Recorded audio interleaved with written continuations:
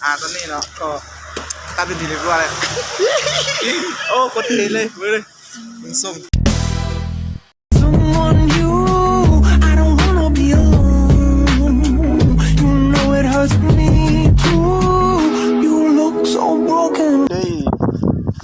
สบายดีโอ้ยหนาวอีหลีพี่น้องเอ้ยเอาฝากันปากเขาได้เนาะสดใสดูอยู่ไกลแล้วท่านผู้ชมเอาตั้งแต่ข่อยโอ้บ่ได้หลังนะกดหลังเนาะดีเด้พี่น้องเอ้ยเอาสัมภาษณ์จักได้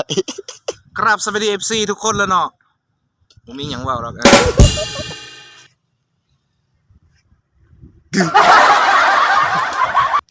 เคยไปบ่บอกวันรู้บอกวันรู้รู้แม่นเลย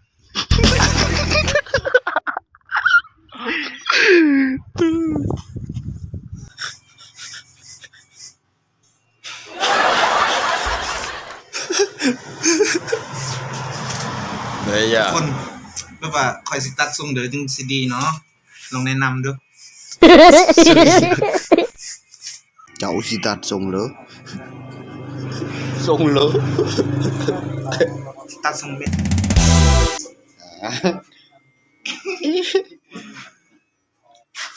มาได้จังได้นี่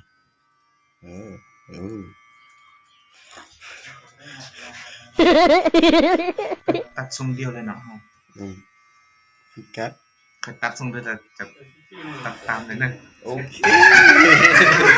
ยั่วคือเรื่องอะไร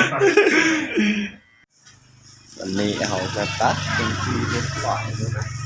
ทรงแต่ละคนเลยนั่นเลยได้ตอนนี้เนาะก็ตัดเป็นทีเรียบร้อยแล้วโอ้คนเทเลยมือเลยมึงส่งตุยนี่เบิ่งสวยเวียดนี่สาวๆลงไหลเนี่ยนอนเลยโดยถึงเวลากลับแล้วนะทุกคน